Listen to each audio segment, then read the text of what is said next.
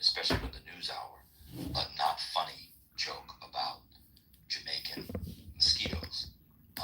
If you had a sense of humor, you would have told the joke, a version like I told, which was about the fact that Jamaica is such a shithole that the boy would rather do life in prison in Rikers than be in Jamaica. Yeah, the difference is I was raised right. I won't say that And to so a room full of Jamaicans. Of investment. Like that's not conducive to an actual educational environment. That's not promoting education, that's promoting debt service. No, I know, but that's part of the gamble, right? Like you when you go to school, No, it doesn't have to be. You can educate people first and then give them whatever kind of debt options you want, dude. Yo, like social workers having to go to school for like that little amount of money that they make for such like a hard job that they're doing. Like that's messed up. I don't even know why we have these services anyway, but that's fine. Social services. They could just go to church. What do social services do? What do any universities do? No. We I definitely said need social services. We definitely need that. Like we need to protect children. Right, like what? Or a call to do false calls on at like freaking women that are actually taking care of their children. I don't know. I mean, there's bad stuff that comes out of everything, but like I don't know. I have family that did foster work, and like you need those people. Like They were doing foster work for the money. No, they end up spending more money. You spend more money on the kid that you're fostering. Like, no, they get free college. In some states, foster kids get free college, which they should. Like, that's a good thing.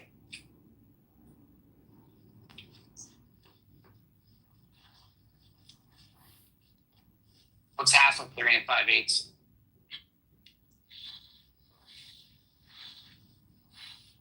Do you know? No, we don't. Right? I gotta ask ChatGPT in a second. We don't need shit as social services, but like a big dad will freaking fight to be on the head of every mother or dad who's a single parent. And then you hear the stories of these kids that are with their parents and they die, and it's like, where were they, right? And it's like every day I see these stories, and it makes me like so upset and angry, you know? Are you thinking about starting an orphanage? No. How come I never see any Jewish orphanages?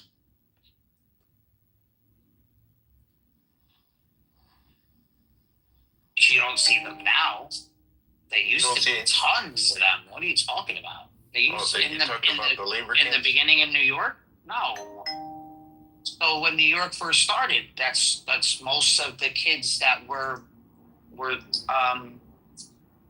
in foster care were Jewish kids in the beginning. You know how long. Look at the first century. Look at the 1900s in New York City. You'll see that a large portion of kids that were in those orphanages were mostly Jewish. Because I don't see Muslim orphanages either. But you always see like these like Christian orphanages. I'll tell you one thing you don't see. I've never seen an orphanage in my life. I'll tell you one thing you don't see in the United States is children starving to death. It happens. Maybe we don't see it, but they say that like a lot of people are starving here. The only time children starve to death is from neglect. And usually if a child did starve to death, someone's going to jail.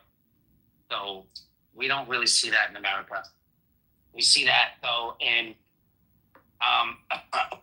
we just do it to children. Let me not say what countries we see this in. We just do it to children in other countries. Let me not say what country we see that happening in, but I'll just keep my mouth shut. It might be the place where they have Judaism as the fastest growing religion.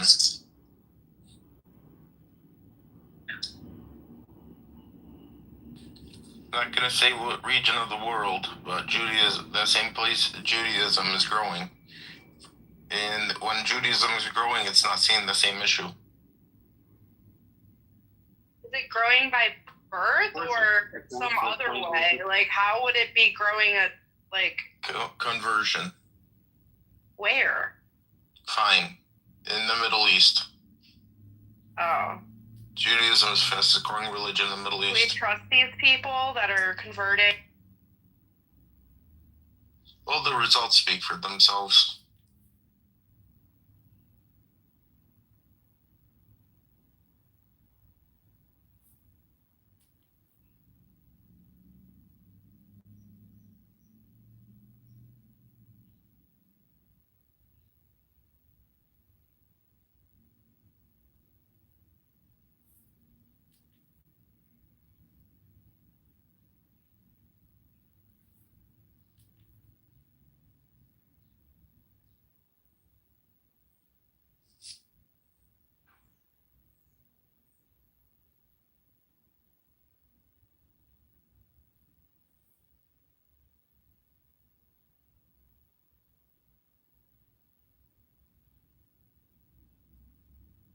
How do you make a daft statement like that?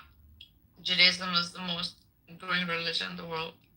The exclusivity that it has, the freaking, it's so hard. You have to study for it.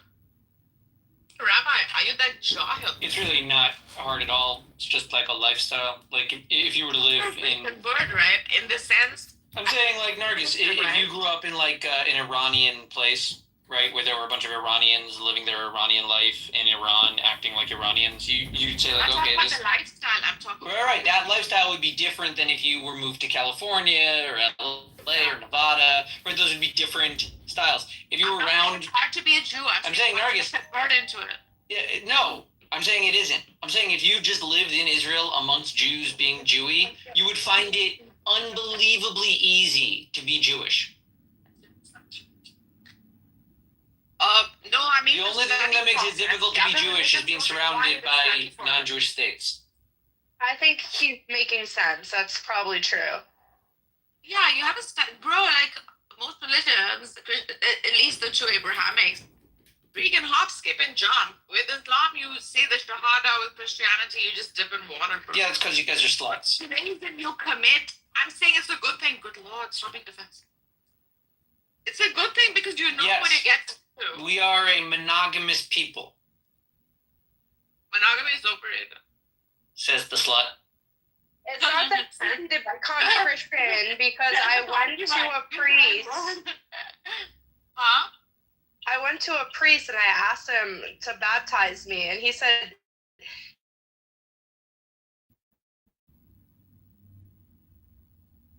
it's not that easy, you know? And that is what I appreciate the Lord. Because it allows you to see concepts clearly. Like that is how it should be for, I think, every freaking school of thought. People should spend time in it and know of it.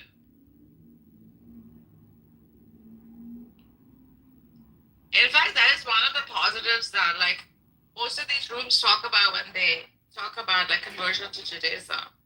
It allows you to like go through the study process.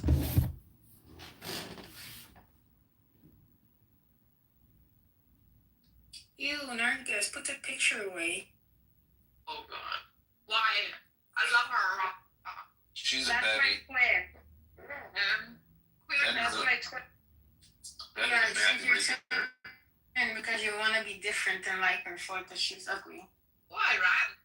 Bro, I love her. No, not It's you. her I'm talking to nose, Danny. and it's like her mouth. When did we go from? We went from theology. Funny if I you actually didn't cut your want it. hair like Ayn Rand for like perm or Halloween. That'd be funny.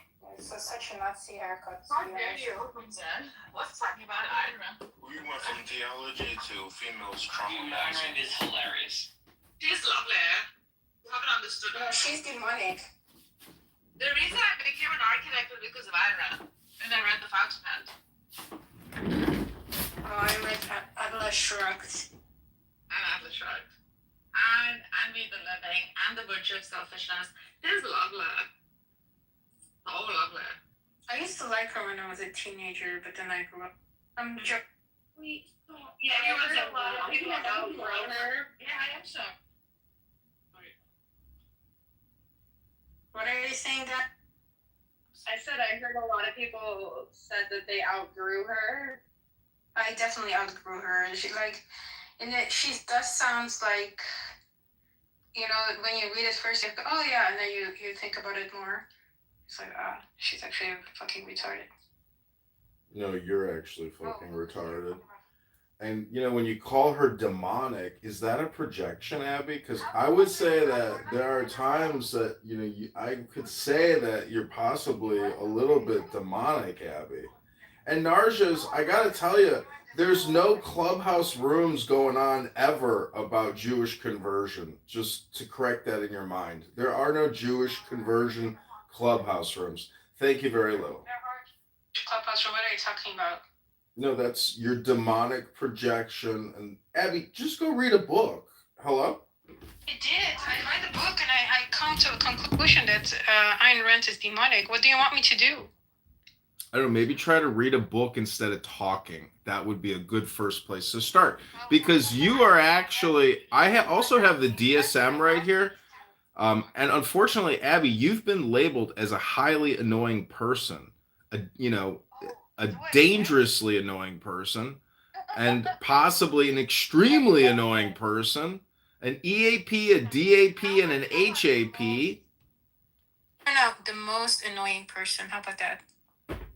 Think about that. So you're a MAP, most annoying person.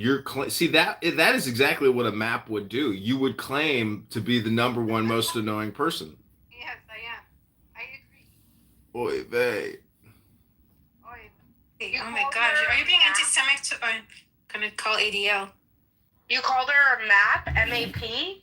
Most annoying person, yeah.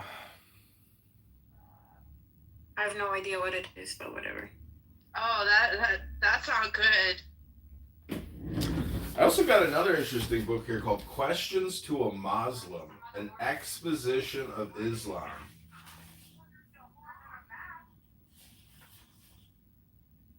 Kind of amazing that God, so Allah, it says here, there is no God but the God, and Muhammad is his messenger. The article the in Arabic is al, A-L.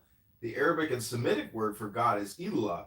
The God in Arabic will be Allah, pronounced Allah, or Allah, which is simply God with a capital G. I'm just kind of amazed that, everyone accepts Islam, and it came out of Arabic, meaning God decided to reveal his true message to the messenger in Arabic. And you would think that, with so many Muslims around, that they would absolutely say, well, we have to learn Arabic because the whole thing was revealed in Arabic, obviously, right? So how can we do this in Filipino or say German? Would you have to go to the source and go into the language, to be a true Muslim? Hello? Hello? Yeah, I love Sanskrit. When I was studying the Vedas, I had a teacher who would come and teach me. I didn't have to learn it. It was my religion. It always makes you study the words in depth. Not that it made any difference in my life. Sadly. Still I need it.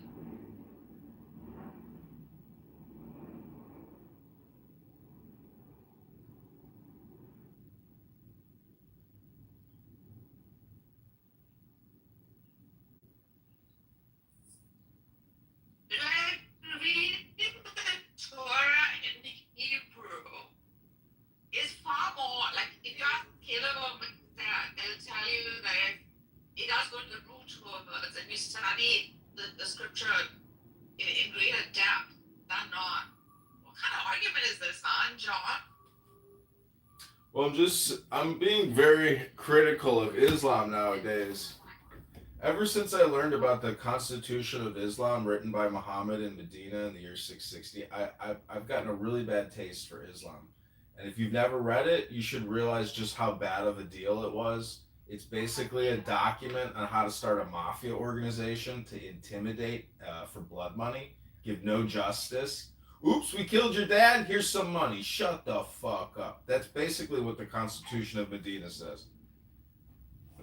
Yeah, Islamophobe. Like, you don't have to like put down someone's religion. Just No, you see, it's not a religion. It's actually a fraud by Muhammad. It's a scam perpetrated by a murderer. Okay? It's not an actual religion. And thus, that's why it's all in Arabic, because it came out of one sick guy's mafia organization known as Muhammad. Hello? It's not a religion. Again, it's the cult of Muhammad. Hello?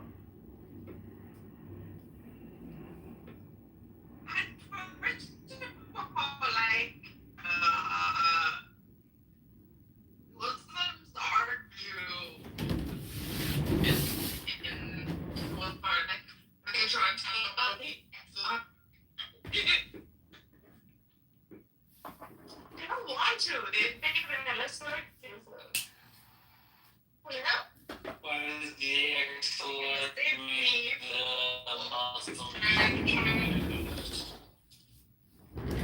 Oh my god. I love food. I mean, it could be that you guys got a lot of people. Excellent. So what? Yeah, in Persia. Why would it be in the Arabs? the They Arabs? have a judge who's Jewish in Iran. Because you guys apparently make the best judges and money men. Those are stereotypes. You're thinking about our best judges and money men. And money men. So what I think they took this framework of what was being done in Persia, and I think they added that to their understanding of how they should run the Sahaba. Yeah, but that's a stretch. Like, we have no evidence to show that. But just say that. But you can't make the argument that Persia did contribute a lot to Islam and all else, right? In the Islamic world. Let's start with the language of Arabic to begin with. We gave you a script. Sit down. Sit down, you're not a driver, you're a dog.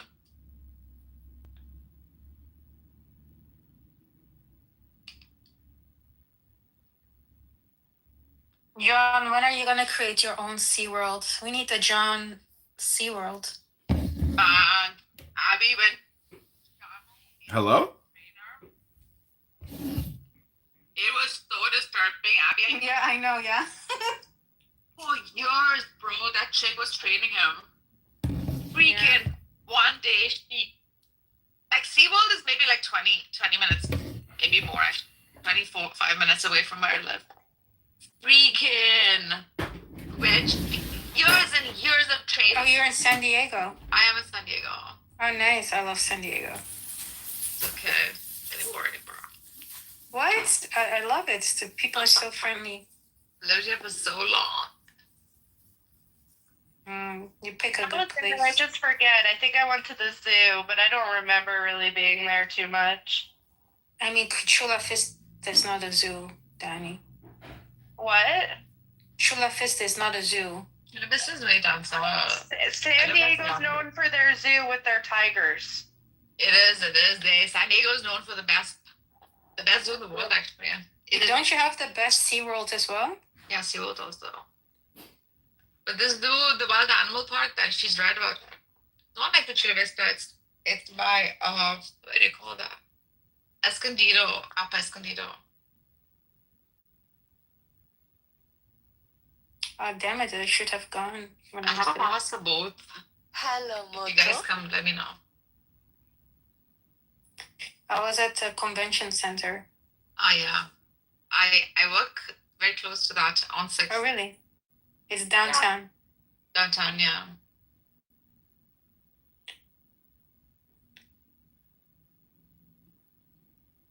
I went to get tested for autism.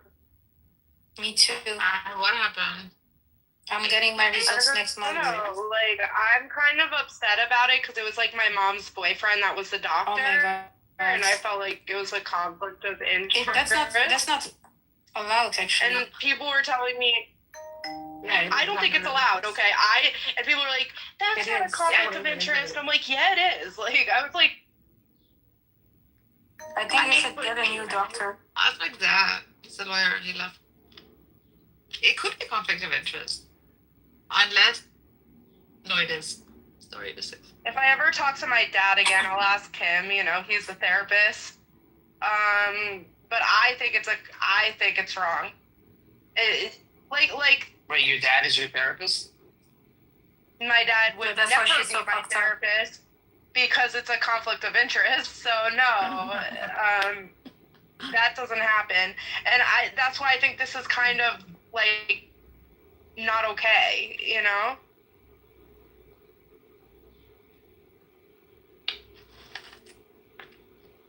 But I was like 12 years old, you know? So my mom took me like to California so her boyfriend could do testing on me. Why do you think you have autism? You don't. What makes you think that?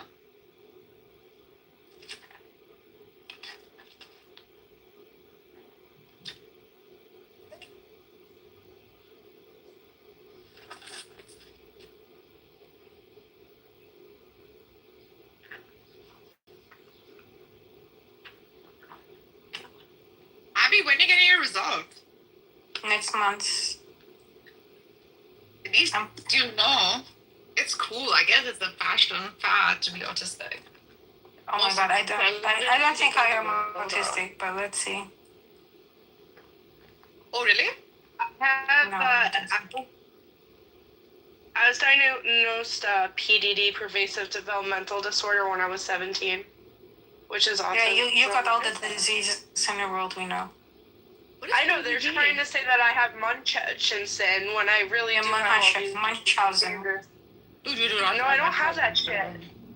I think I you don't do. have that shit. Munchausen is like. No, weird. do you know that?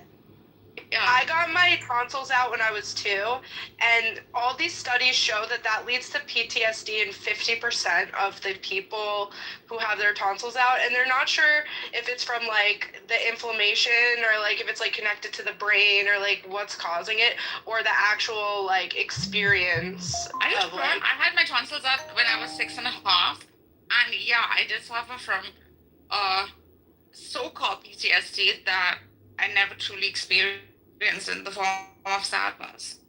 Like she told me an underlying form of some PTSD. Have you get therapy for that? No. Yeah. There's studies that are showing this at like 50% if you have your tonsils out, PTSD. Crazy. And it's my earliest memory is getting my tonsils out. And I just felt like they lied to me. Yeah, they lied to me too, and I almost died. Yeah. The doctor, dosed me up with like an adult dosage of anesthesia. I never got up for a while. Wait, you were 6 years old? I was 6 years old. And that's your first memory? That's pretty late, actually. Of, oh, you mean like, no, of like. Something bad, you mean? Hospital. Yeah. Yeah, something bad.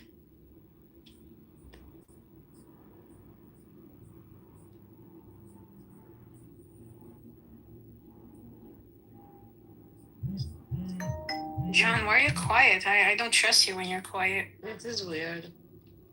God's probably recording it. Definitely recording. There's no question. Well, if it makes you happy and if you listen to the recording, which I know you don't, I'm gonna go to the library soon, John.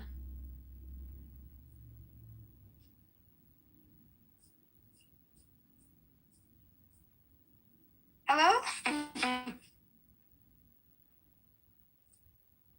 I'll bring some books for you. God, books I can never read. It better be Ruby. Yeah, Ruby. Some poetry books. Oh, I was like child. I mean, if you knew German, there are really good German poems. My sister lives in Berlin, and she's married to a German guy. Yeah, she's been living there for years. Yeah, I used to really like Berlin, but the more I went there, I was like, actually, this is very annoying to live here. It's like a really big city, and I don't know, to go from one place to the other place, it will take an hour. It is, yeah, it takes a lot of time. Unless like you lived in I lived with her for 6 months for the experience at Alexanderplatz. Oh yeah. So Oh, that's a good place actually to live. So good. There's like central. Yeah, it is. So lovely. Yeah, no, my supervisor lives in Berlin now. Oh yeah? Yeah, he loves Berlin, so he moved in there. The nightlife is fantastic. Yeah, he loves the nightlife and so good. I think I should go this summer. So where did you guys start another room yesterday? Yeah, we left. Oh, okay. I stayed in here because I went to sleep with the with Illumi and our homegirl. I couldn't. I just couldn't. No.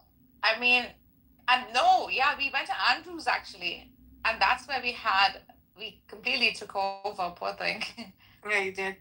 Abby was so. Oh my god! I can't stand that woman. I don't know why. Like, she's not a bad woman or something. It's just Priya myself. Like, can't go to those rooms anymore. Bob keeps putting me in the audience, and I don't want to lose my points, so I'm not going in that room anymore. So it was. We went in there and. Fuck those people. Rashad came, Dr. Z came, and we basically discussed Ilumi's argument there for hours. He could have easily done that in this room if he was just a little patient, I guess. Actually, Ilumi's a sweet person, but he's just always high. Yeah, that's the issue with him.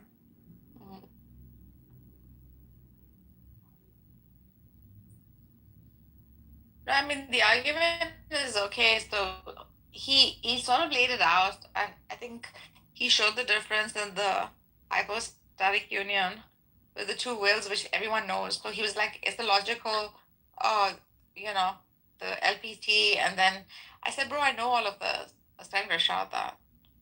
And then Mahdi came, and then the whole question of why wasn't there a female prophet is what I asked, right? In the 124,000 prophets who are men.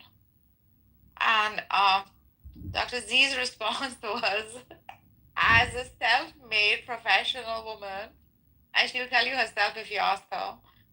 Abby, what did you think? Women, I don't know. When she talks, I don't listen. It's just my brain shuts down. She's saying, because it's a lot to take, okay?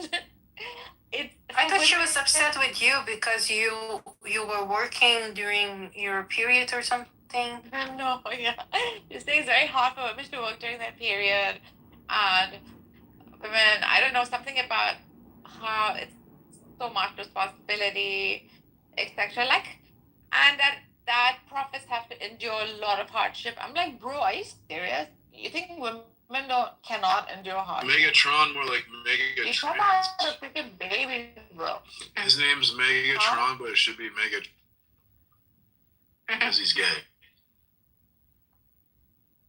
He's not.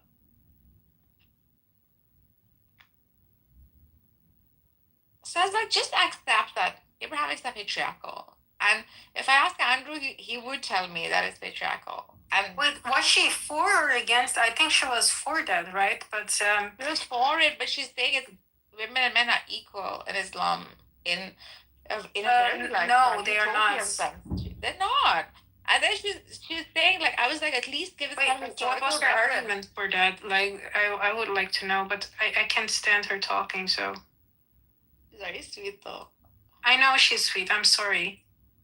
But she's like, it's just, she argues like that. She's a sweet girl, I agree. Yeah, she's really sweet. It's just, I don't know, it's just too motivated, I think. It's too biased. And it's fine. I got upset because, like, if some chick who, like, whatever, sits and eats bonbons and watches freaking Spanish soap operas would have like answered it the way she was answering, I would say, okay, she's a self-made freaking professional, a sole caretaker of her child, like living in LA and freaking living the life because she made it. So why would you like you would want to have you would know what success is to want to have like say a female prophet, at least give it like a historical reference and say that at the time this would have been the best way to govern a society because it was thought, right? If you want the message out or whatever, if the messenger wanted his message out, he wouldn't come to it was not a hill to die on. The message was important to spread, right? Yeah, and learn by I don't know, spiritually or with piety. Let that be an example. The prophet doesn't really hold a gender, he holds like a principle. Then these are good answers instead of women are weak, women are this. You don't know how hard it is to be a prophet, bro. You've never been one, so how do you know what it is to be a prophet?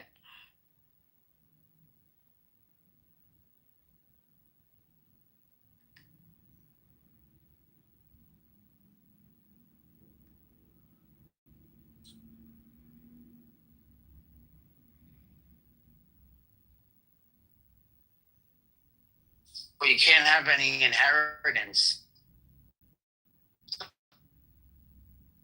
I haven't had Wait, are there female prophets in Christianity? No, Abraham is a patriarchal.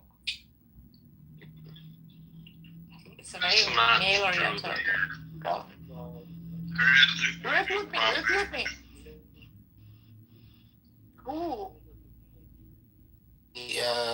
The woman, the prophetess in the temple who picked up Jesus and said, she prophesied something. Then in the Old Testament we have prophets, prophetesses. Worship prophet means differently, I think, in the Islamic paradigm. I don't know. It's not just someone who prophesies. Islamic paradigm, it's more like a dictator king. Yeah, king. Yeah, a Statesman, dictator right? king. Yeah, this is like more like Yeah, a political so it's a leader. different. Okay, even if it's whatever the worst, it's still a different job. You have the same situation even in the Tanakh with Deborah, because the kings of Israel weren't doing the job, and so a woman had to take over. Oh, So, yeah. Thank you for sharing. I did not know this. Yeah.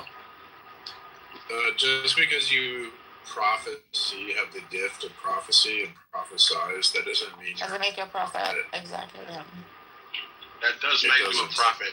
Yeah. Then what makes you a prophet? Then what makes one a prophet? That's just that's in the word. But that's not how that works. Because Paul's Well, a great That is how prophet that works. prophesied. You could be a false prophet, speaking thing, Yeah. but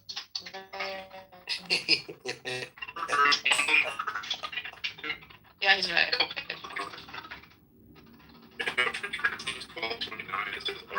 prophets. Historically, meaning like not everyone's prophets. It doesn't matter. The thing is, you should prophesy. So you don't agree with Paul? But Paul is talking to the people in the church.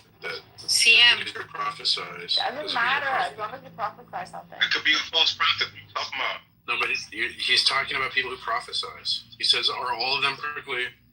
Yeah, not all people. Not everyone is a prophet. But he's Not everyone's saying- a teacher. he's Not saying that everybody's not a healer. everyone- A healer. Yes, he is. He's not saying that. Yes, he He's is. not saying what you Yes, said. he is. He's not saying. No, he's Yes, not saying. He is. You guys got prophecies, but that doesn't mean you're not a, Yes, you're a it prophet. is. This is exactly what he's saying. No, it's not. What are you reading? What's the verse?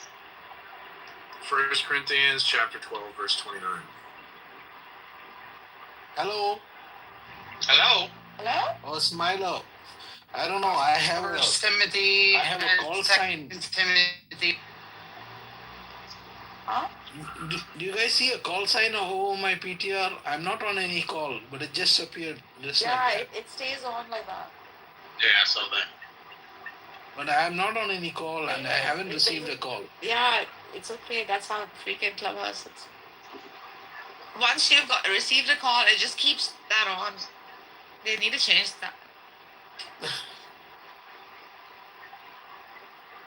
Are you really not on the call, Moshe? No, I'm not. 1 Corinthians what? 12:29.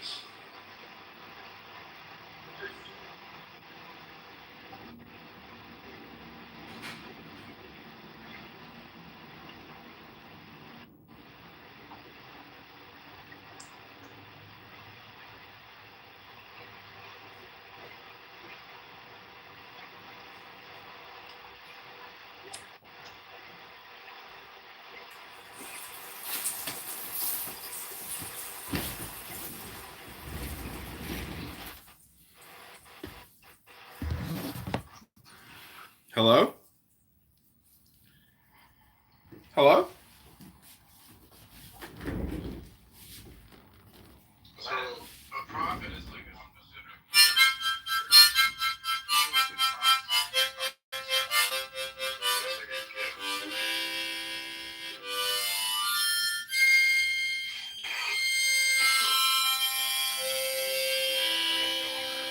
Thank you.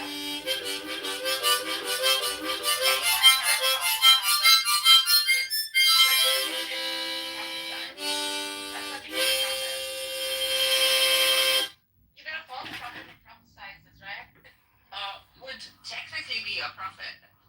No, a prophet is a specific role and function within the church. Okay. Can you expand on? Pardon me, I just want to confirm my AI summary agent just reported me that this is a discussion about autism, PDD, and tonsil removal.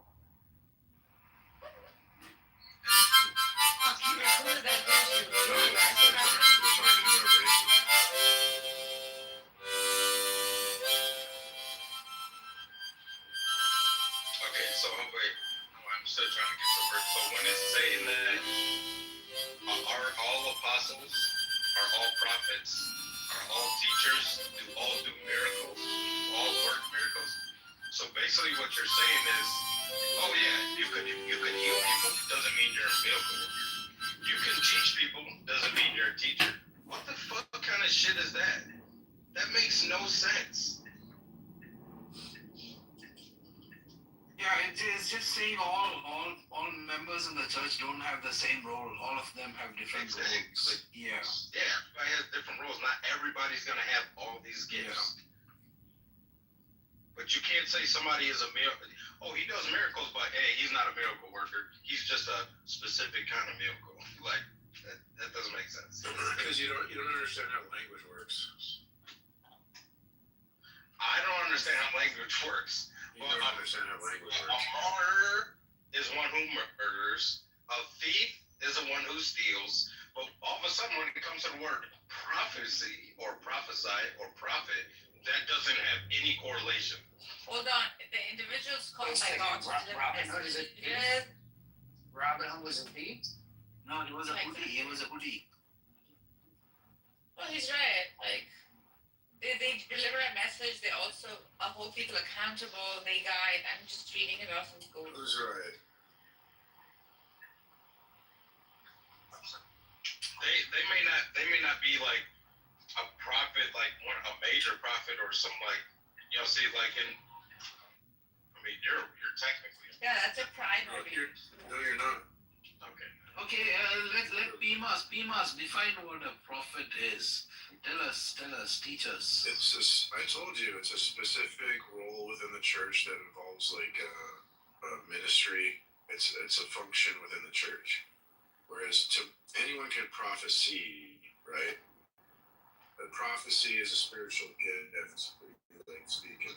Wait, you don't apparently understand how language works because it's not prophecy, it's prophesize or prophecy or prophesy. Hello? Prophesy. It's not prophecy, it's prophesy. Go back to Africa. I'm just saying all communication on Clubhouse is generally ad hominem projection. So when you say that Smiler doesn't understand how language works, that's really you admitting internally that you don't understand how language works. Just want to clarify. Get this guy a watermelon.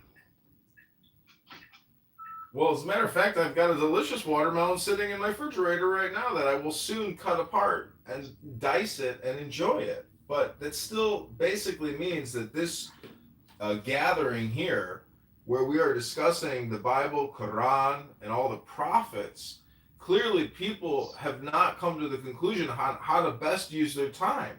You would think that if this information was so valuable, it might help us determine what's the best usage of our time. And I don't think these clubhouse rooms are being very productive nowadays. What do you think?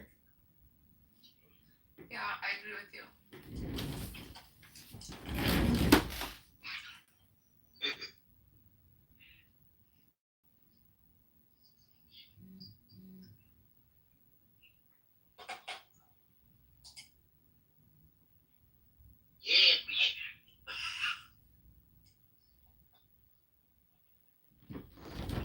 But he's not complaining once. It's encouraging what it needs.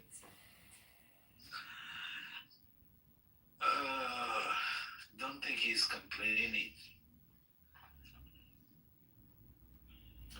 I think all the Muslims should actually go back to becoming pagans, pre-Islam. He was passive. He's being passive. He's passive. Maybe he should make it more productive. He's passive aggressive. He's trying to insult us passive aggressive. I'd like to actually just contribute to the room instead of continuing to mock you. What meaning does Mecca have for Muslims? That's the question. What meaning? These are all new room titles that Barth can use, by the way. What meaning does Mecca have for Muslims? Mecca, a caravan city on the road from Yemen to Syria in pre-Islamic Arabia, was the center of religious associations of pagan Arabians, as well as a center of its commercial activity. Mecca is important to the Muslims nowadays because of its Kaaba, the house of Abraham. Muhammad's tomb is in Medina, not in Mecca. The pilgrimage to Mecca incorporates many pre-Islamic traditions. It takes place around the day commemorating the biblical sacrifice of Abraham. After the Kaaba and other sacred places, all commemorating biblical and Islamic incidents are visited by the pilgrim. In a religion that ambitiously looked towards universality, an annual meeting of its followers had great social, political, and economic advantages. The exclusion of non-Muslims from Mecca is relatively recent. During the time of Muhammad himself, many non-Muslims and non-Arabs lived in Mecca, and there was no objection to their living there. Yeah, right. Essentially, there is nothing in Islam that prevents non-Muslims from living anywhere, including Mecca. The restriction was imposed when several non-Muslims tried to defile, destroy, or rob some of the Muslim holy places there. Oh, I see. Isn't it interesting that just reading from the first thing from this Dr. Muhammad El-Zayat, this little book that I bought called Questions to a Muslim Exposition on Islam, we've already proven in this room with Barth that many of the shit that I just read was not true. So the Muslims consistently put forth a false doctrine. Isn't that interesting? Right. Takia. Yeah, Takia. Could you please read my tarot card if you don't mind? Okay, pick a number 1 through 64. You want 33? If it's the same tarot card, I know which one it is. Because you read it for me. Deception. So if you guys didn't know, right, about Mecca, bless you. So Mecca, if you look at where it's located, right? So this used to be that actual place that they had this little structure thing was a Christian shrine, and there's a tribe of Jews in Yemen, and I think that there was a time, you know, the story where they come in with the elephants and stuff, like they say that all right, so that story is actually the same story, but from a past thing. So the reason why they say there was idols there, that wasn't really idols. Those things were how would they say that? You know, when you leave something at a shrine. Yeah.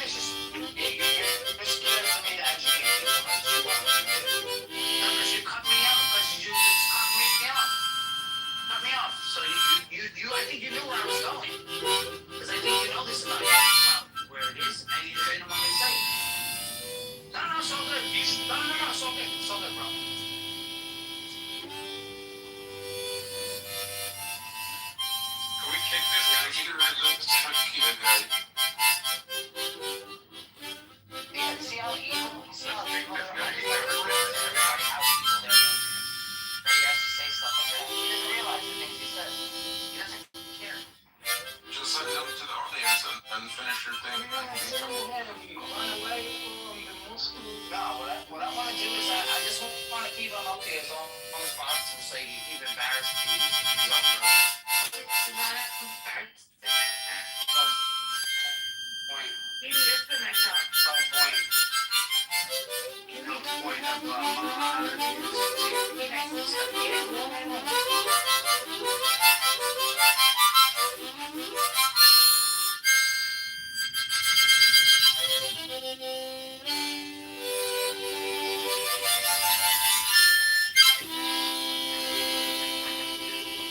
because I can't do the same with Christianity, you know? I can't illogically masturbate about Christianity. No, we're not.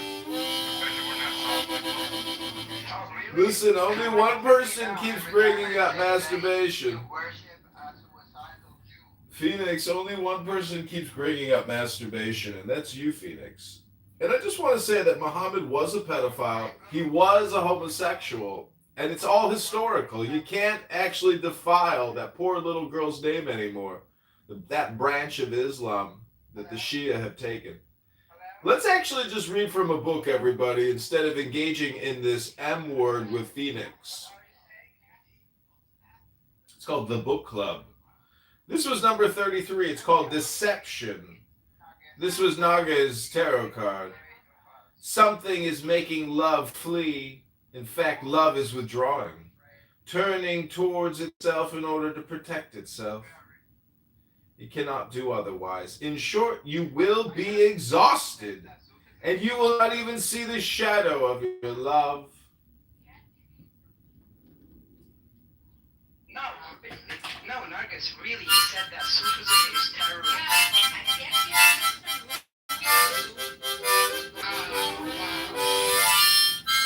Ridiculous. There's so much motivation and biases. This is really, please feel ashamed of yourselves. Instead of like being academic and objective. Bloody idiot.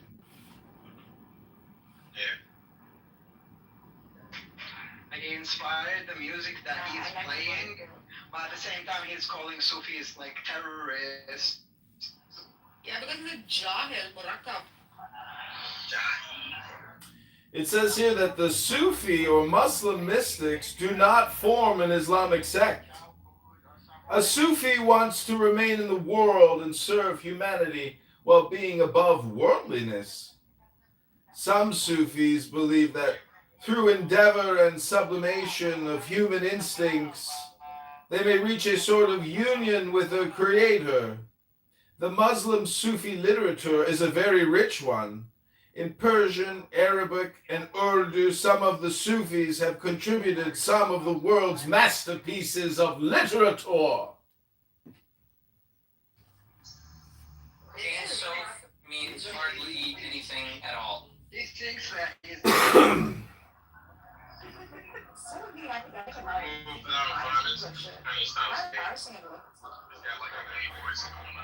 think embarrass themselves, Phoenix. Look at Migzed, the Ein Sof is right behind him, the limitless light, filling his Kelly Pot Noga. Migzed is the 10 Sephiroth, behind him stands the Ein Sof. Sex. Hardly anything. Migzed is just so used to being awash in the light of Hashem, that beautiful Ein Sof that gives Migzed his unlimited financial bankruptcy, debt resolution, creation solutions. So we all just see commonalities. What would you say, do you think, is the best way to actually study the Kabbalah correctly? Well, there are these things called books, Migzed. Maybe you've heard of these wonderful innovations in human technology called books. That would be a great place to start studying Kabbalah in the books. Hello? In a particular instance of someone studying the deep esoteric Jewish mysticism and becoming a heretic. His name was Acher, or Acher. his birthday was Elisha ben Nevuya. He is quoted in Pirkei Avos. He was up there with the Tanaim, but by the time of the Gemara, he was noted as a heretic, and all abandoned him except for one student named Rabbi Meir. Yeah, like there's someone called Baal Shem Tov. I read about him, and that like Hasidism is actually mystical more than. Hasidus, right? That'd be another good way. Those are definitely experts that were scholars in the field, studied it. But that's not necessarily like the origin, right? When's the first time we have any published Kabbalah works? You're gonna look in Spain. Actually, it's the Tablet of Isis. That's the first Kabbalistic item. A 5x10 copper bust. Right, because It's all solipsism. all of these different regions, it picks up whichever mysticisms happen to be there. Like even like take it as for instance something people won't argue with, that in the Bible it prohibits Molech as a particular practice. Molech was of that region. That was something that you were familiar with. In that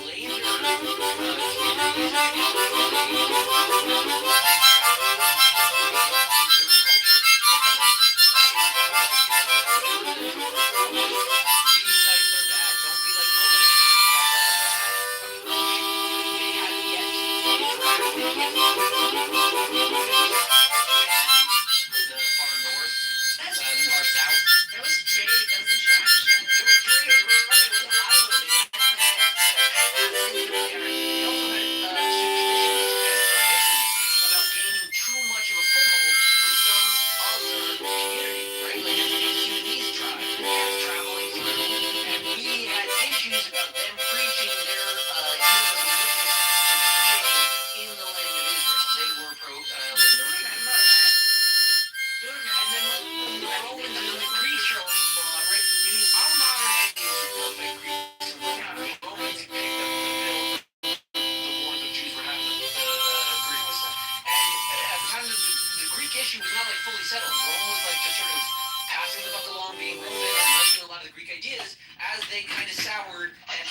Until Rome fell. And then people were mostly trying to revitalize what had they lost from this utopian Greek romantic period. And then they tried to build the modern age, which is built mostly on Greek and Roman principles. Can you just say that thing that Megatron into the Chasa in the beginning? How do I say that word? No, it's like Bereshit. Bereshit.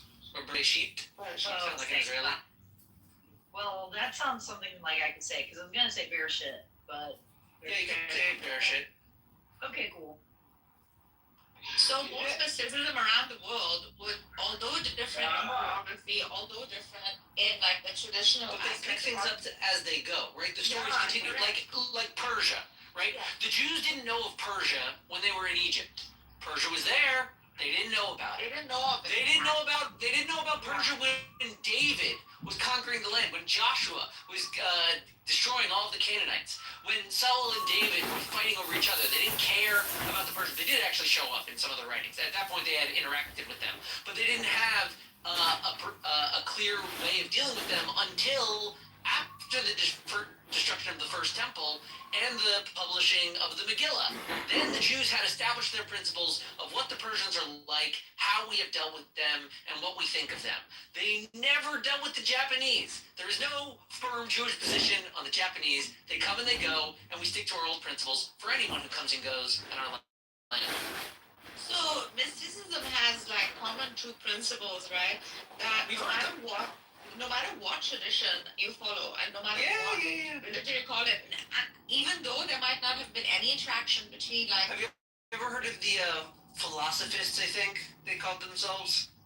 Who, the Illuminists? They're like these people. A lot of Brits were into this club. A lot of explorers of the New World. What were they called? Theosophists, I believe.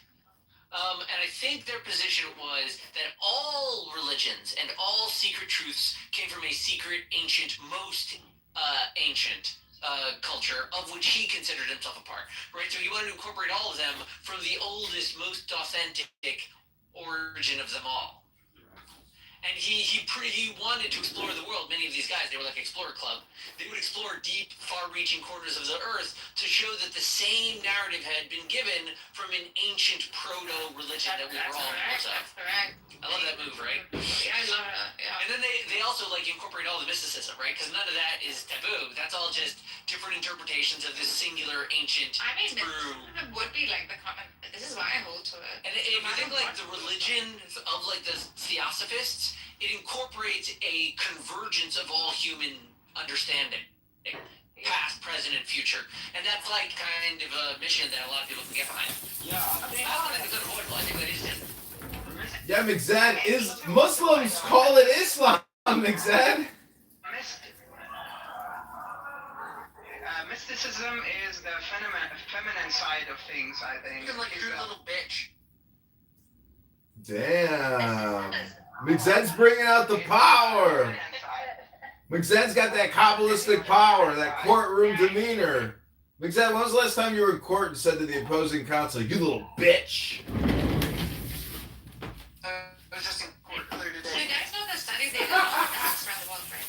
So we had a psychologist in one of these rooms called The Seeker's Mind, and she was like explaining, and we had the room freaking for 3 sessions. Like he has it once every week, but this was the only topic like that went on for 3 consecutive sessions, where like she was explaining how a mystic is born, is not made, right? You must sort of have it within your psyche to even be attracted to such a thing, as though like you're just naturally doing it. It so happens that within the study they did for the mystics around the world, that never knew of each other, came from traditions where in like the basic principles differed. Their particulars and practices were extremely different too, and etc. All these mystics have reported very, very similar experiences, right, as an end result to all their spiritual practices.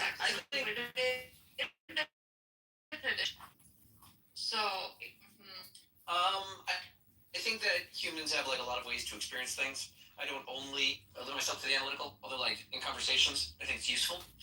And in the case of mystics, I think like approaching from like a rudimentary, quasi-materialist perspective assists in seeing exactly what the benefit is there that everyone would agree with, right? If we concede the existence of placebo effects, then we would concede to the existence of shaman and experts in the specific placebo effects that are most effective on humans. Like there's a historic empirical answer on what that would be, even if we say that there is no meaning behind what they're actually expressing.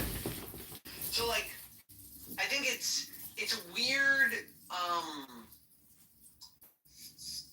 I think people do it to like keep themselves sane, to like not think about the mysticism. Like there's not as much for the mind to grapple with there. You know, it's more of like an experiential thing. That's not the big takeaway. The big takeaway of mysticism. Point of order, moderator. I know you just love to ramble. The big takeaway is that to be a part of any major world organized religion and donate 10% to some fucking guy in a dress is insane. You should just start your own cult called the Book Club. Yeah, you should Just fucking read a book. Families that need food. No. What I'm saying is you're stupid if you give your money up.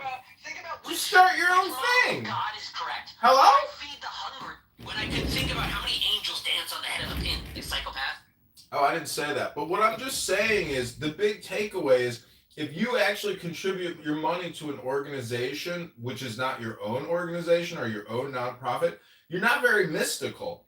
You fail to actually realize that it's talking about you in all these books and your experience. You should try to read a book, and then you can experience the whole story and the script and the program through yourself, through your own, first-person perspective, like a video game.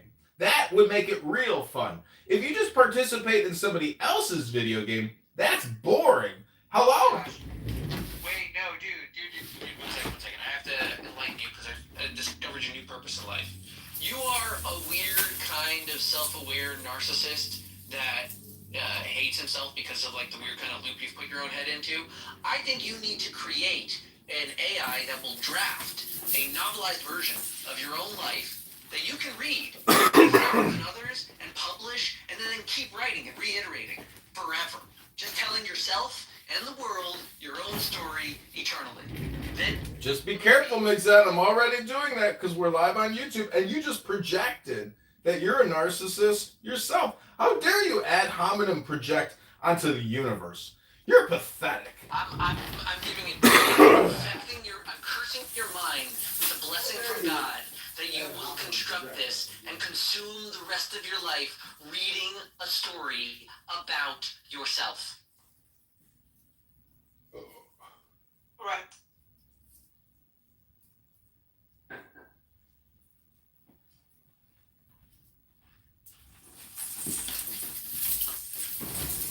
Well, now that we're getting back into what is the soul, do we live in the soul, or does the soul live in us? Hello?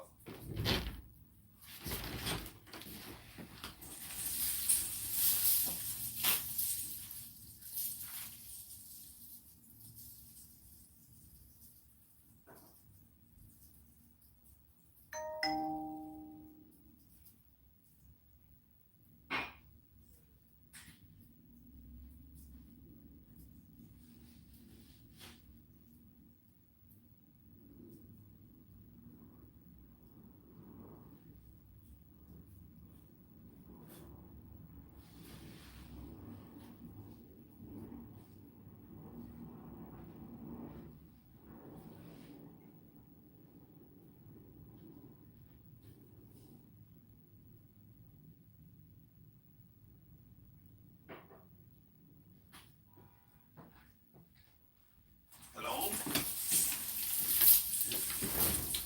I guess what I'm trying to say is, we were talking about the secret ancient source wisdom code that all of these religions are supposedly deriving from. It's actually just an everything bagel. And right now, in my toaster, I have an everything bagel ready to come out, and I'm going to slather it with cream cheese. That, to me, would be basically a metaphor for the Kabbalah, meaning it's everything with something extra. Hello?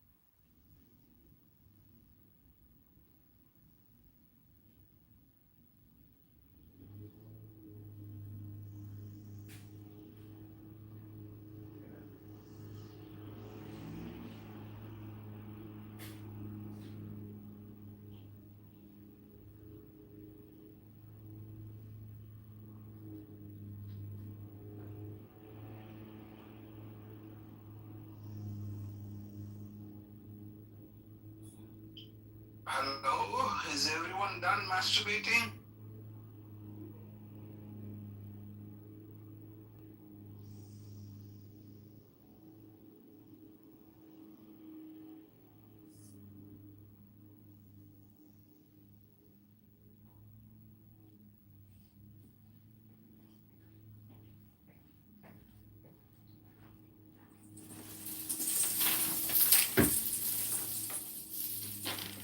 No, I think. Oh, Eitan is here. Eitan, how are you doing? What's going on? Are you studying Kabbalah in Tel Aviv? Are you living in a shelter, nut to butt? How's it going, Dr. Eitan?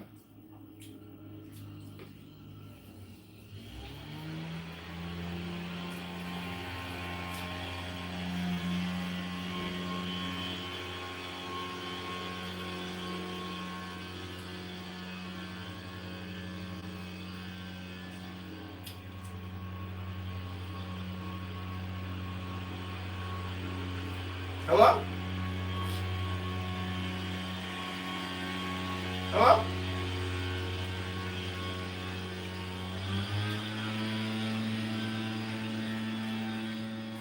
The landscapers. Somebody call me. What up, people? Dr. Aton, what new discoveries have you made? What new learnings have you learned? Every day I learn something. Every day is a learning day. What are you? Baruch Hashem. Everybody sounds chipper today. The subject kind of grabbed me here. This great shit. Did we talk about it, or is it fastest now? Or what? Anything exciting? Oh, question.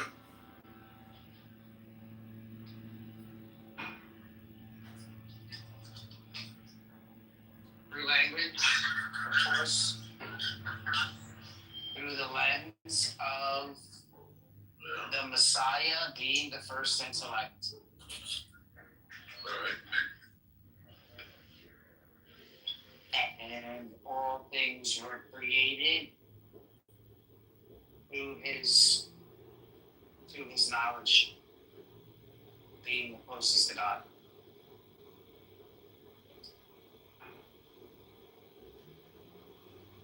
So we see this as the first cause, first of creation. Yeah, we're using that kind of language. How do you feel about that? Is that very complex? Sounds legit to me. I mean, you promise with it. You say you're reading it as a Christian in Hebrew. Yeah, isn't that funny? Well, I didn't know you know Hebrew. I mean, you do know Hebrew. Yeah. Nothing to brag about. There's some really cool stuff they did with the Hebrew, the Kabbalistic stuff. They switched like letters around and added the Valium stuff, and it comes out like the Hebrew, the first stuff. I think the first 7 sentences come out in 7 words. So it's all that stuff, you know, because they do. We have 10. It's 10 sentences, and it's the names in the first 10, right? Something of that, yeah. What's interesting is, you know, people looking for apologetic or exegetical find one thing, but literary scholars are going to find other things there, right? Because the literary scholars are interested in like the sociological value of what's written in there. What were they doing? What was the political statement that they were making, right? So one of the things that sticks out, and because they call it a polemic against the other religions that they evolved from in the region, right? You there? Yeah. Okay, so what does it say? That God created the heavens and the earth and yada? And then it goes on, and his spirit hovered over the abyss, right? Okay, now the interesting thing there is, there's a scholar by the name of Kasuto, a very famous scholar, and he says, okay, in Hebrew, the word for abyss sounds very much like one of the names of the Mesopotamian gods. And there was like a literary hint there to say, we created your gods. So, בראשית ברא אלוהים את השמיים ואת הארץ, והארץ הייתה תוהו, ורוח אלוהים מרחבת על פני תהום. So they're saying Tehom is a nod, if you will, to Tiamat. That makes any sense? No, go in. Yeah, so Tiamat. Now what's up? If something's free, people just can't resist it. Doesn't matter what it is. Wow, is that picture? Like rebelling against, even though, you know, literary people will tell you that they took many of the ideas, right? They took the flood, they took the wrestling with God, they took a lot of ideas from the Mesopotamian culture. But that was one of the things they pointed out. So when you read it in the Hebrew, and especially if you're reading it, like, I don't know, during the time where this would have been relevant, you would have picked up on that, and maybe today, readers in a different language. The background on it will not miss out on that.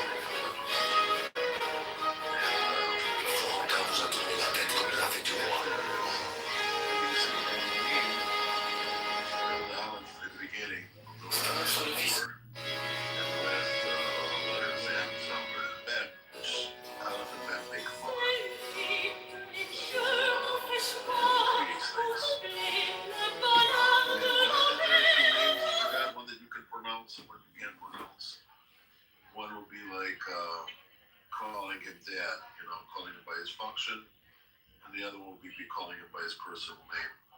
So that's all in Genesis that I can speak of at the moment. So anyone want to respond to any of that? I think there's a lot of information there, and I'm just taking all that stuff in. Yeah. That's really interesting. I can see how it just keeps going, right? So one rabbit trail to the next. Oh sure, yeah. And it's cool that we have someone from a Jewish background, some from a Christian background. It fills up all the pieces of the puzzle in like a wider perspective. Like I was surprised. Someone said the first two letters in the Genesis in Hebrew, Bereshit, right, is Bet Resh, which means sun. So what they're saying is that all of this is about the Son, right? About Jesus. That would be something exegetical in favor of Christians. But it's just a point, an opinion or whatever. Bereshit. Now, if you take Bereshit, the word Genesis, which is the first word, right? You split that in two. You have bara, which means created. Sheet.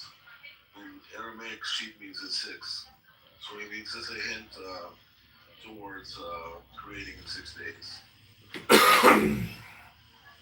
And then there's another word that goes Bereshit bara with et ha-shamayim, et ha-aretz. If you move a letter over, it's like saying ata shamayim v'ata haaretz. You are the heavens and you are the earth. Assuming sounds pantheistic in a way, doesn't it?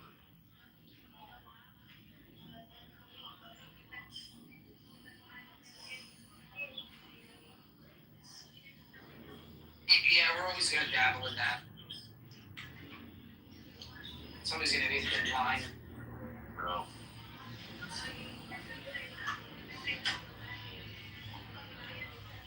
I'm eating possibly the worst sandwich I've ever had. Really? Well, across from my work, at 7:30 at the Cinematheque, they have like the cafe has everything at half off. So this little tuna sandwich and a coffee costs me 18 shekels. And in American dollars, that would be, how much would that be, like $5, I think? Oh, I don't know. It would be something around like 4 or 5. I don't know if that's considered good in American prices. But, just fucking hungry, man. Sorry about that. Are you going down there? You want to grab some of those?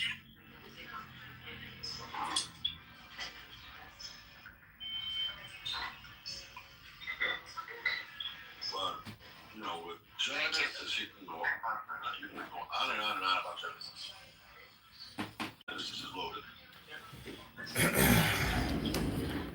Oh yeah, it is. It is loaded. So loaded. Growing up, I always liked the way the rest of the world called these books, like the Greek, like Genesis as opposed to. There could be 3 of the Gospels that quote this. So he's convinced that this is all coming to pass soon. The problem is it didn't come to pass. So when it didn't come to pass, people later on, years and years later on, have to find interpretations to make this work. Because on its face, it doesn't. Now, look, James, I'll read the thing. I have a question for you, though. Because you can. I just want to reply to James quickly. You can ask your question. That's fine. Teacher, which is the greatest commandment in the law? Jesus replied, love the Lord your God with all your heart and with all your soul, with all your mind. This is the first and greatest commandment. And the second is like it. Love your neighbor as yourself. All the law and the prophets hang on these 2 commandments. It doesn't say they'll be fulfilled. It just says it will hang on these 2 commandments. And that is the NIV.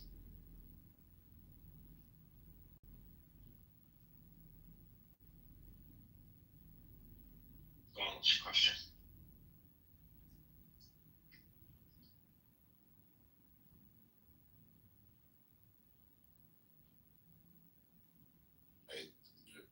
For Christians. And so, would you say like Paul's contradicting Christ there? I think Paul contradicts Christ a lot. Yeah, but the problem with replies, right, about contradictions is I think like you're not being charitable, right? Because I don't do that with Muslims, by the way. Like I don't go around saying, "Oh, the Quran contradicts itself." No, but not about contradict. Can I just put this off? Can I just put this off at the knees? Can I just put it off at the knees? Right. I don't think any of it's true. I also don't get you to listen to me when I point out that there's a problem, right? I don't expect that. So you're right when you say, bring up these contradictions, it's sort of useless. The idea is put it in your head, right? You've got a choice. You can choose here. You can say, well, I'm sure there is a way in which I can figure out how to make. What he already does. Christians do this constantly. Muslims do it as well. And Jane is right. You were bringing that up. I personally don't care. That's not why I'm pointing out there's a problem in your view. My hope is that this sort of brainworm digs at you, and rather than be kind of the apologist that tries to force this into reality, tries to harmonize it, you're honest with yourself and you go, wait a minute, there is a problem. And there are Christians that do that, by the way. We talk to them, we know them. There's a problem here. Just admit there's a fucking problem. Yeah, but I mean, like I still don't like. I mean, the thing is like, but I mean, the only reason why I was engaging with you guys because you were saying, right, that I was applying a different standard when criticizing Islam, right? That was the point I was having a contention with. Yeah, and the standard that I was applying, right, and Muslims can absolutely ignore that standard, right, which is that if I'm talking to a Sunni classical traditional Muslim, right, who takes Islamic jurisprudence, Islamic hadith, right, Islamic seerah, right, seriously, right, then I criticize based on those, right, and me as an Orthodox Christian, I take, for example, patristics very seriously. So I would also make him abide by that principle by criticizing my interpretations of the text through the lens of patristics, right? And from there, I'm not really applying any standard, right? It is the same standard that I'm applying when I'm criticizing Islam as applying.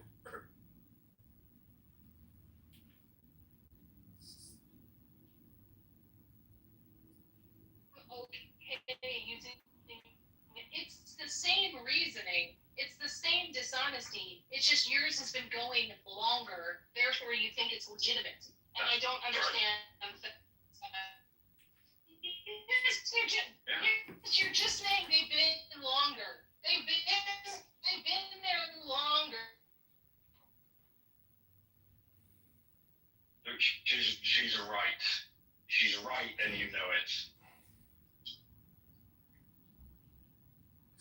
Christian scholars and Muslim scholars, right? The consensus of Christian scholars is saying do not do X, right? The consensus of Muslim scholars say do X, right? Then I'm just pointing that out according to that standard, right?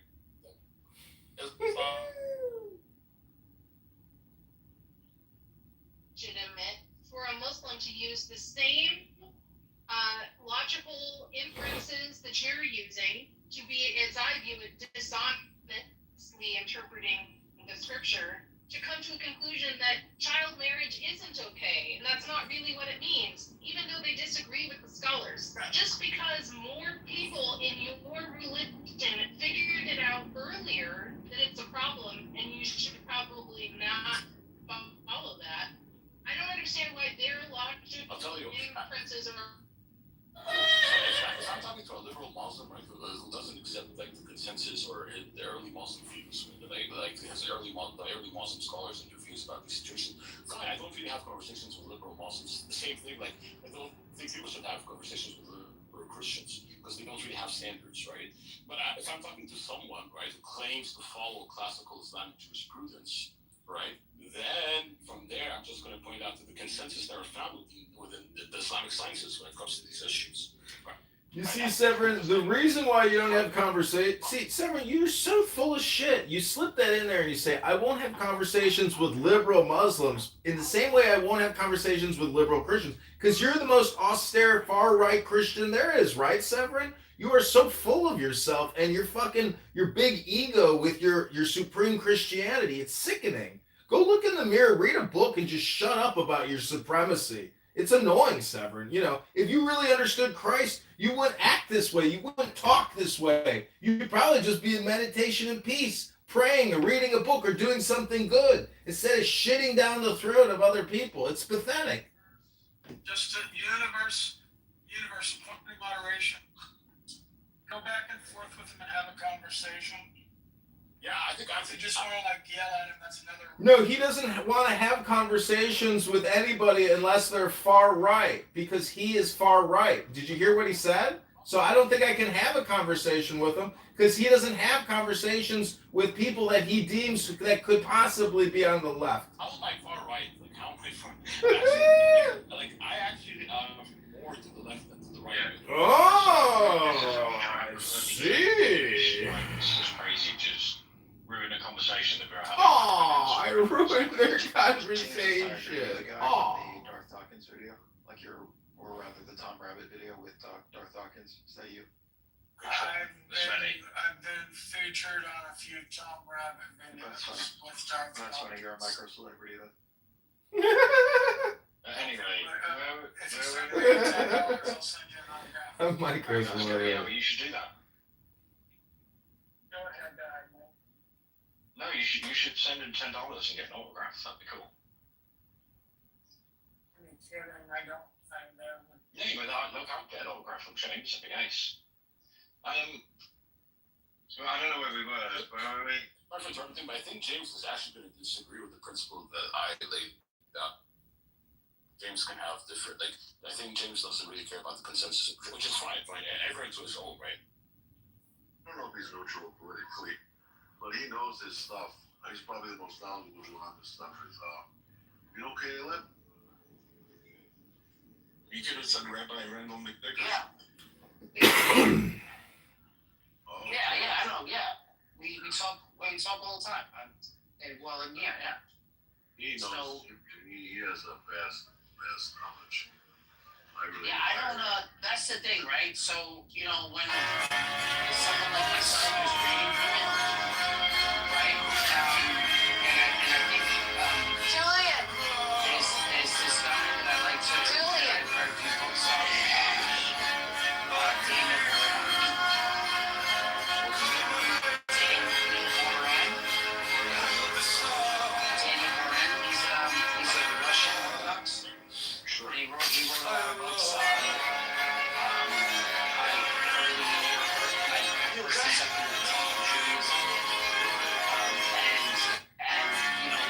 Christianity and that kind of like that movement that started and these understandings, and he goes over to powers and he explains how this it couldn't be the case and how Christians were reading. Yeah, Christian. Yeah, go ahead. I'm gonna have to leave, but you guys gotta be around another half hour. Yeah. We're really sorry about having fun here, but. No, it's all good. All right, we'll get back later. Bye. All right. Yeah, if you guys need me to handle these different religions or belief systems, let me know.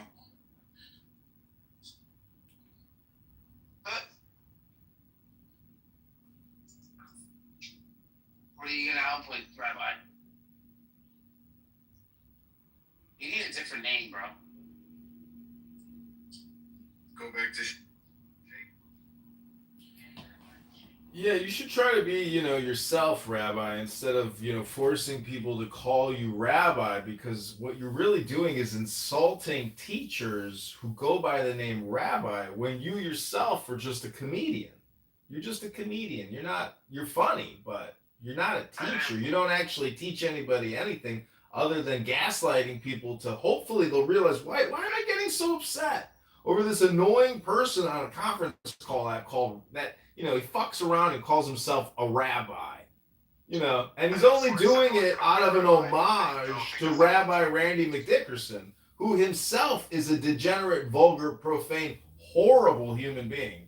But I'll tell you, he's one of the most despicable, obnoxious, pretentious, and ludicrous people I've ever heard on this app. Rabbi Randy McDickerson, founder of the Kosher Shekel Fund. Hello? He's a good man. And I don't force anyone to call me rabbi. They do it because they want to. So I can just call you, I can just call you Fart Breath, right? All right, well, I'm just going to call you Fart Breath from now on. So what are you doing today, Fart Breath? Are you going to be on Clubhouse all day just like making snide little commentary, funny little one-liners? Hello? Hello? All day, every day, 7 days a week, 24 hours a day, 7 days a week, 30 days a month, every single day. I used to have a family, they say. Now I just talk all the time on Clubhouse, 40 hours a week at a minimum. It's never enough. I gotta create my dopamine somehow, some way. Isn't it gay?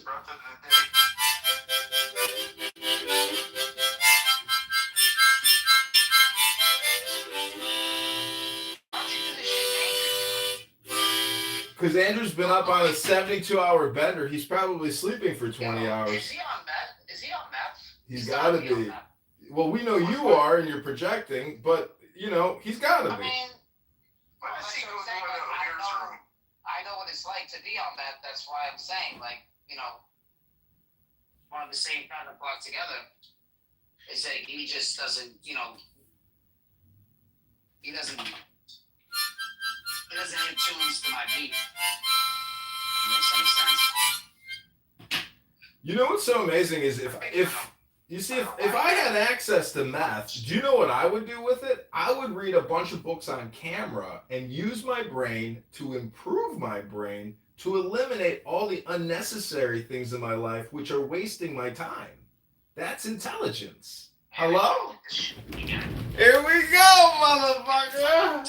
Here we go, motherfucker! You gotta do more. You gotta do more interesting shit. This is fucking annoying. Every day the same shit. You guys are wasting your time. Bro, I'm not fucking working. Shut the fuck up. What about the deepest breaths of the day? And then the chime. Ting, ting, ting. It's like this dude doesn't stop. How am I wasting my time? I'm at work. If not, I'd be listening to a podcast right now. Or some music. I can't read because my mind has to be in what I am doing. So I can't just sit there and read. I can't be in complete solitude. I'm not a security guard. All right, well, I'm going to read a book here and try to contribute to the room instead of complaining about the room, because that's what winners do. We don't just complain. We contribute. We do.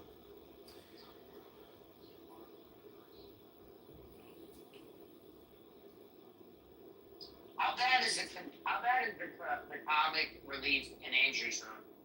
It's just so fake, right? So superficial. It's a waste of time, really.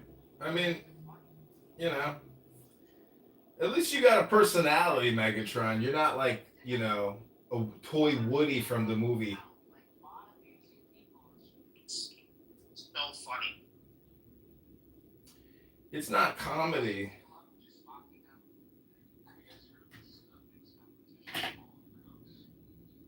What about him? He was challenged to quit meth for 1 month by a concerned friend. He succeeded, but he complained, "You showed me I'm not an addict, but I didn't get any work done. You set mathematics back a month." So he's still an addict.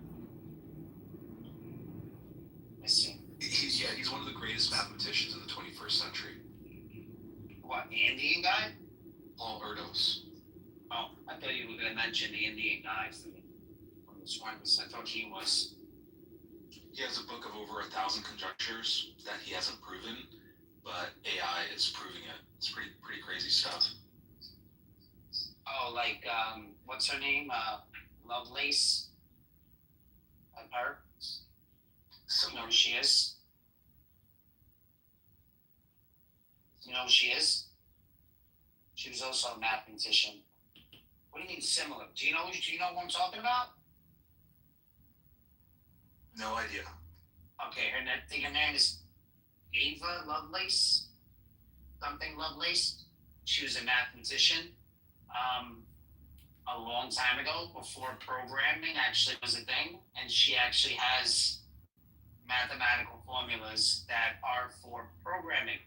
Oh yeah, from like the 1800s, before like she was using like Correct. the binary zeros and ones, trying to figure Correct. out the computer before the technology was even there to actually Yes. create it. That's Now crazy. now you understand. Yes. Yeah, similar to this guy, Paul Erdos. He was like this bum who'd go from like he had doctorates, whatever, in mathematics, but he would go from like a different mathematician's home, and all he would ask them was a place to stay and to get some food from their place and just study math. And he like worked with like 1,000 other mathematicians all over the world, going from place to place, smoking meth. That's very interesting. Yeah, this is the thing about substance abuse is, a lot of criminals who use substances, they're a problem. But if you're a productive, nice person in society, contributing in an exceptional way, and you're not a problem, it's only a detriment to your health and your potential longevity of life. So the law and criminality that index, when you overlap it with polite society, drug use, and productivity, you can see how criminalizing the productive person as opposed to helping his health is really the question at hand. But there are people on this app who have admitted that they have been drug users and go around and they rob people, random people, and that type of random chaos is in many ways what terrorism is. So all I'm trying to say is, have you read a book today? Will you read a book today? Will you go to the gym? Hello? Are you convicting the use of methamphetamines?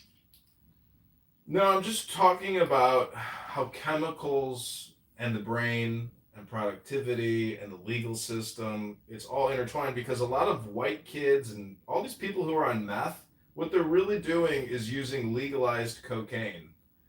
And they're doing it under the supposed care of a doctor.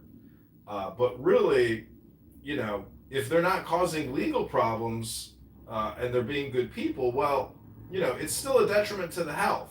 So why can't people essentially be sober and be highly productive as if they're on the 9% pure cocaine and crack.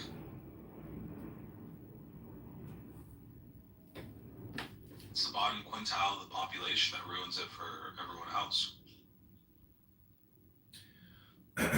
Well, at the end of the day, nobody's living in a bubble. Like when I was in the Army, you're kind of living a perfect lifestyle. Every calorie is measured. Every exercise is timed. Like your whole life is completely schedulized, and you live in a secure bubble where there's no outside influence, supposedly.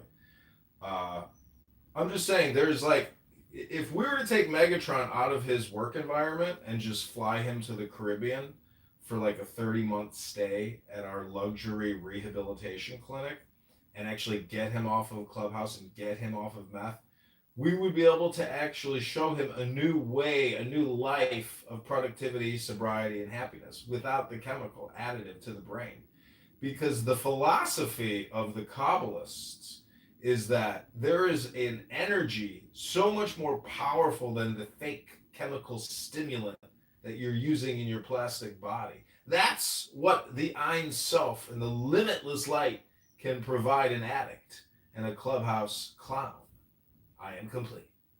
We are also opening a new clinic in Mexico if anybody's interested. It's next to the stem cell therapy clinic that Joe Rogan keeps touting. where you just go in there, you sit on a luxury leather couch, you get an IV put in, and you get your genetic upgrade. It's all fake. It's all a lie. You know, Mel Gibson's father still died. Mel Gibson's dad went down there for the genetic DNA renovation work on his body. He still died. It's a scam. So what I'm trying to say is almost everything in this world is a scam. Unfortunately, we humans are so despicable, especially in the age of communication technology. It's all a scam because look at it this way: California citizens pay $50 billion a year in income taxes, but there's $50 billion worth of fraud in the Medicare Medicaid system. So how the fuck is there not a revolution?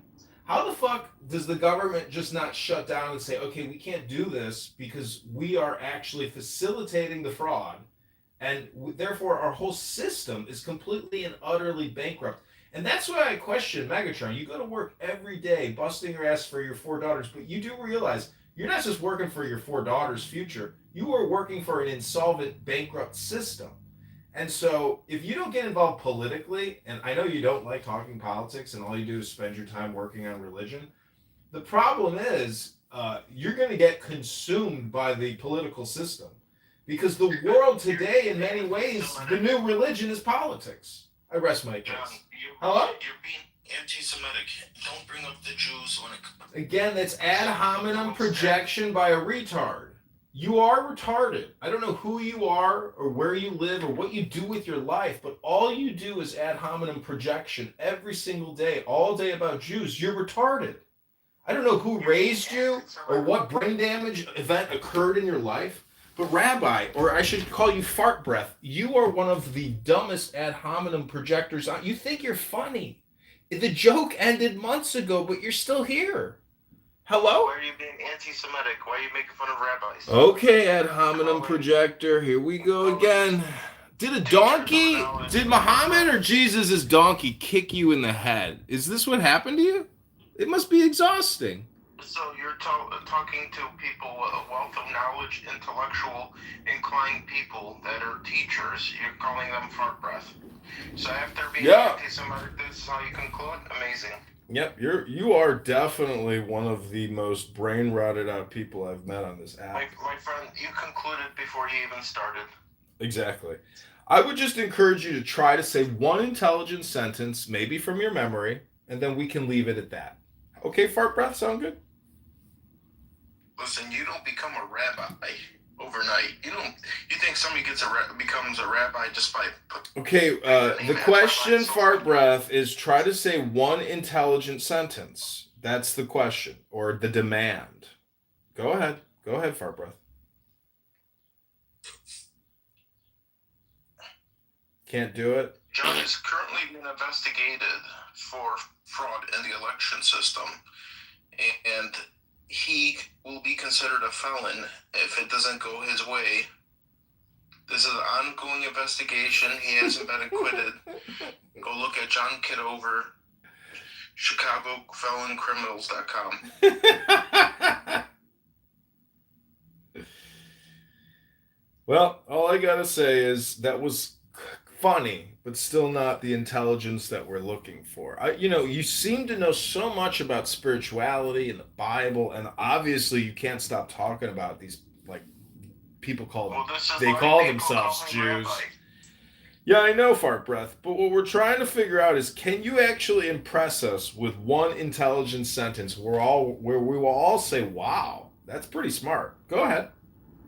Well, I think your perception is subjective for the fact that I got to the level of being an intellectual scholar, and you basically are calling me these absurd things. You're, pointing towards your playground logic.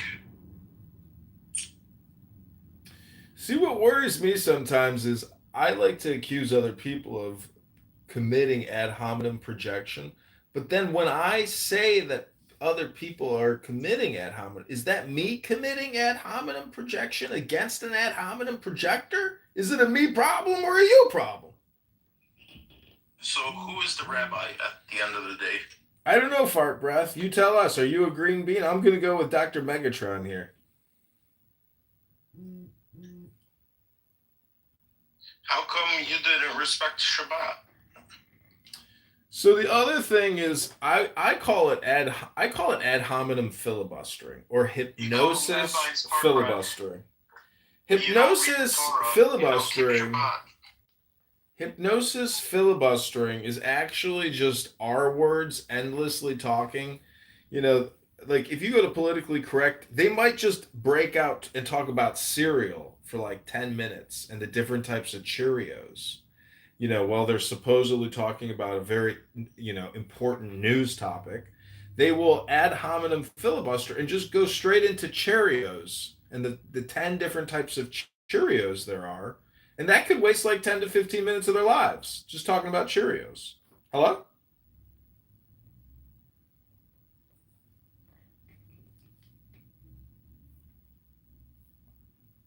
By the way, Mikhail, thank you. He says he's only here for Universe.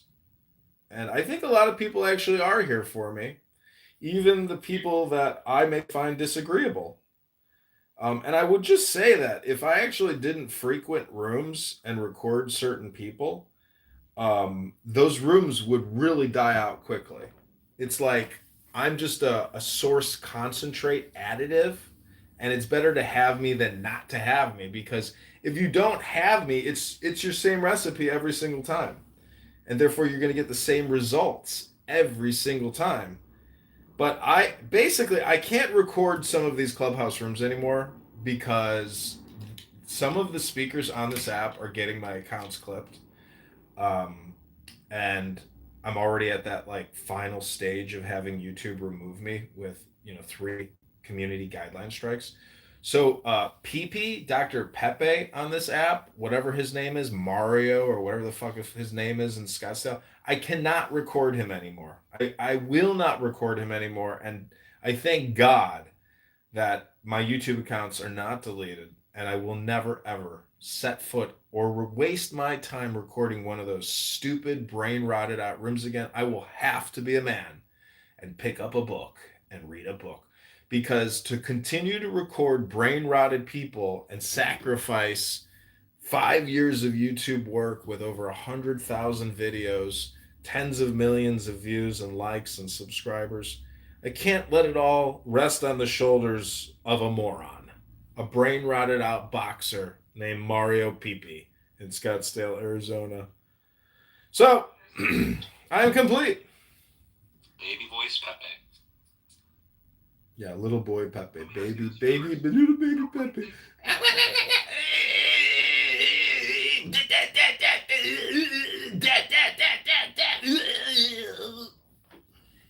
What do you think YouTube is going to do when they find out you're cosplaying and you're actually Pepe and you're actually Resistance?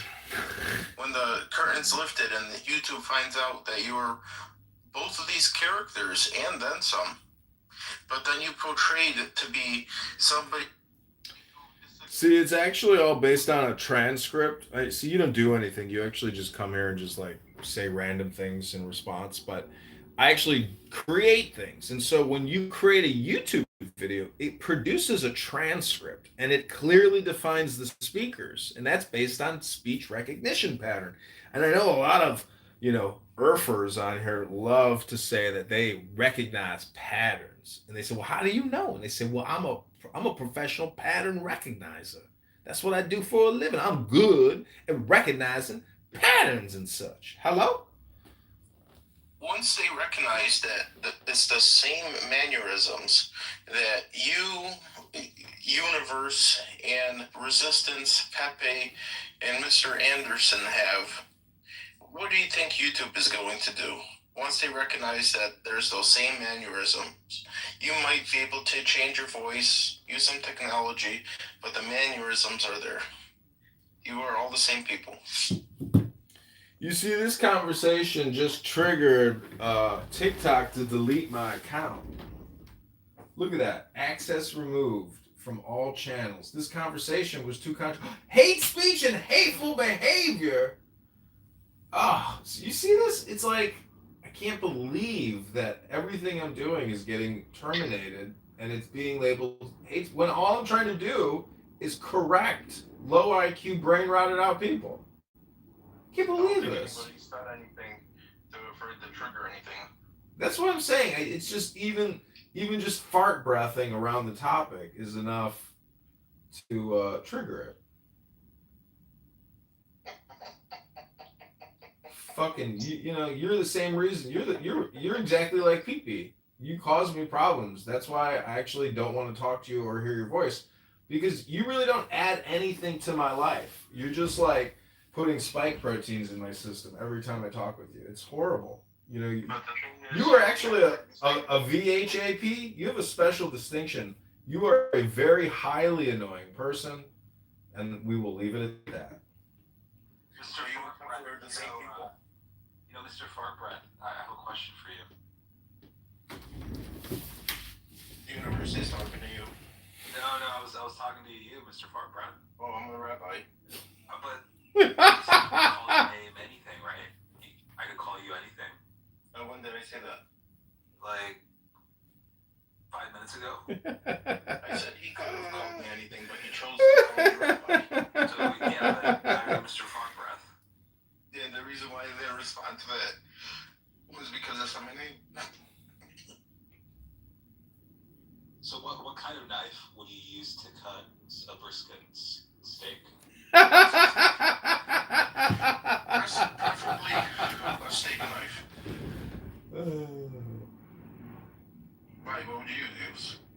And what about if you're Alright, going to, on a plane, if you're flying to Singapore, would you do a layover in Israel? Depends.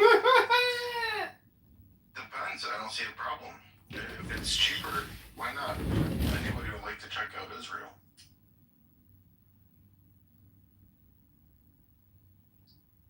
It's known for their olives. They even have a mount of olives. They even have a wall that's great. Some people say it's even greater than the wall of China.